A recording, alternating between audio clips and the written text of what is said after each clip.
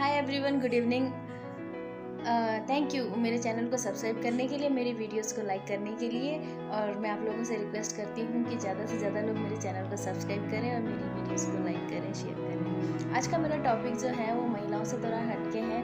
और आज मैं बात करना चाहूँगी हमारे जो बुज़ुर्ग हैं या माता पिता लोगों के बारे में। देखिए, माता पिता एक ऐसी कीमती चीज़ होती है हमारी लाइफ में जो जिनकी जगह कोई और नहीं ले सकता। कई बार देखा गया है कि कुछ लोग जब बड़े हो जाते हैं या उनकी शादी हो जाती है तो वो उनका बिहेवियर थोड़ा चेंज हो जाता है अपने मम्मी पापा को लेकर के। और कई लोगों में ये भी देखा गया है कि वो लोग कहते हैं कि ये तो हमारे लिए बोझ बन गए हैं, या और उनको जा कर के वो लोग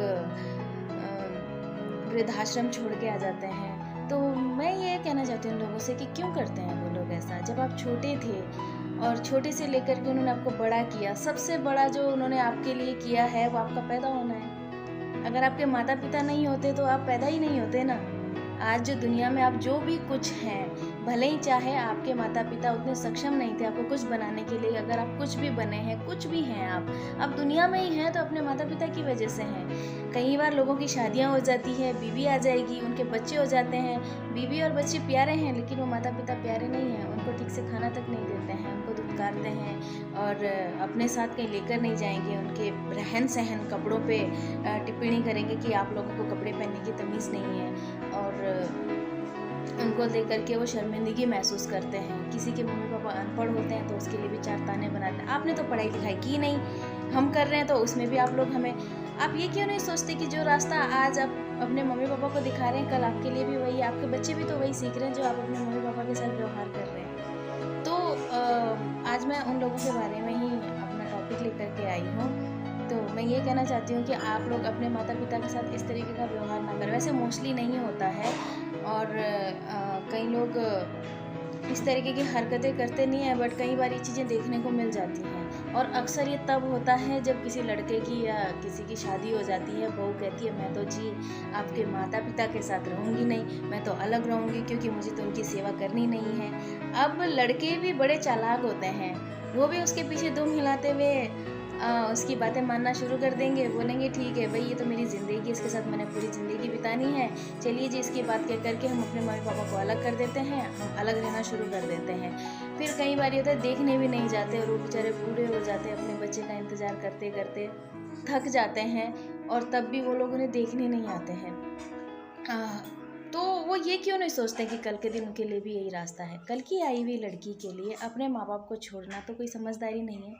हाँ, माना हमारे माँ बाप हमें डांटते हैं, फटकारते हैं, हम लोगों को सही राह दिखाते हैं, कई बार ऐसी ऐसी बातें भी बोल जाते होंगे जो शायद हमें बहुत बुरी लग जाती होगी। लेकिन वो कहते हैं ना, भी कुछ दिन पहले बातें आई थी कि एक टॉपिक आया था कि ये जो फटी जीन्स पहनते हैं इससे उनके संस्कार दिखाई देते हैं। इस बात पे तो बहुत ज़्यादा हल्ला हो गया था, सब बिल्कुल शोर मच गया था। और जब अपने माँ-बाप को कोई घर से बाहर निकालता है या उनके साथ मिसबिहेव करते हैं, बीवी के लिए अपने माँ-बाप को छोड़ देते हैं, तो कहाँ जाते हैं वो संस्कार? उसमें बहुत अच्छे संस्कार दिख रहे हैं आपको, जीन्स पे तो संस्कार दिख गए। और इस तरीके की हरकत पे किसी को संस्कार नहीं दिखे। इस हरकत पे तो कोई नहीं बोलता क्योंकि वो उनका पर्सनल मैटर है, ये उनका घरेलू मैटर है। कई बार हम देखते हैं कोर्ट में भी बेचारे माता-पिता अपने भरण-पोषण के लिए आ जाते हैं। क्यों? क्यों आना पड़ता है उनको? वो अपना जमा पूँजी सब कुछ पूरी ज़िंदगी आपके लिए आपको लगा दी। किस हालातों में आपको पाला होगा ये आपने कभी नहीं सोचा। लेकिन उनको घर से निकालने में और उनके साथ मिसबिहेव करने में, उनको देख कर के शर्मिंदगी करने में आप लोग 1 सेकंड नहीं लगाते हो। तो मैं यही कहना चाहती हूँ कि ये ज़िंदगी जो है हमारे माता-पिता की वजह से ही मिली है हमको। वो बुज़ुर्ग हो गए तो इसका मतलब ये नहीं है कि उन्होंने अपनी अपने ज़माने में, अपनी लाइफ़ में वो भी स्टार थे। आज आप लोग स्टार बनते हो। कैसे? उन्होंने तो पैदा किया है ना आपको। जब आप उनका एहसान नहीं कर पा रहे तो दुनिया में किसका कर पाओगे? कई बार होता है कि अगर घर में कोई बॉस आ गया तो वो तो भगवान है मेरा क्योंकि वो रोज़ी-रोटी दे रहा है। वो इज़्ज़त आप अपने माँ-बाप की नहीं करते हैं। क्यों? क्योंकि उनके साथ आप चौबीसों घंटे रहते हैं। अरे वो बॉस से बड़े हैं आपके माता-पिता। आपका पहला स्कूल, आपकी पहली लाइफ़, आप पहला शब्द बोलना अपने माता-पिता से सीखते हैं। और एक कल की आई हुई औरत के लिए आप उनके साथ मिसबिहेव करते हैं, बहुत गलत बात है।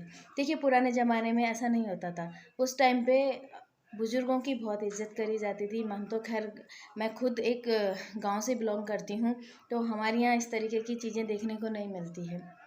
हमारे यहाँ बुज़ुर्गों की बहुत इज़्ज़त की जाती है, उनका मान-सम्मान किया जाता है। आज भी हमारी आवाज़ नहीं उठती उनके आगे। भले ही हम चाहे कितने भी सही हों, लेकिन अगर उन्होंने बोल दिया तो बोल दिया, हमारे लिए वो फरमान है, उसके आगे हम नहीं जा सकते। तो मैं सभी से ये कहना चाहती हूँ कि माता-पिता तो एक ही होते हैं और बार-बार नहीं आते हैं। आपको पैदा किया उन्होंने और आप उनका अनादर करके क्या पालेंगे? अरे 4 धाम की यात्रा घूमने क्यों जाते हो भई अपनी वाइफ़ के साथ, बच्चों के साथ? वो 4 धाम तो घर में आपने उनकी सेवा नहीं करी, तो क्या 4 धाम किया आप लोगों ने? तो मैं सबसे यही अपील करना चाहती हूँ कि अपने माता-पिता की सेवा करें, उनकी डाँट-फटकार को बुरा ना मानें, उनसे शर्मिंदगी महसूस ना करें। अगर किसी के मम्मी-पापा अनपढ़ है, तो उन्हें अनपढ़ ना समझें। जितना आपने पढ़ा-लिखा है ना, उससे ज़्यादा तजुर्बा है उनको। तो आप अपनी पढ़ाई का घमंड लेकर के अपने माता-पिता को अनपढ़ कहकर उन्हें ना धुतकारें। और जो लोग अपने माता-पिता को वृद्धाश्रम भेजते हैं, सबसे बड़ा पाप वो लोग करते हैं। तो देखिए, मैं इतना तो नहीं समझा सकती, किसी के दिमाग में तो नहीं घुस सकती, बस सिर्फ इतना ही कहूँगी कि अपने माता-पिता की इज़्ज़त करें, अपने घर के बुज़ुर्गों की इज़्ज़त करें, कोई भी बुज़ुर्ग हैं, उनका अनादर ना करें। बाकी के लिए नेक्स्ट वीडियो में मैं और कुछ लेकर के आऊँगी, हो सकता है इसी पर ही टॉपिक बताऊँ, तो प्लीज़ मेरी वीडियो को लाइक कीजिए, शेयर कीजिए और मेरे चैनल को सब्सक्राइब कीजिए। Thank you.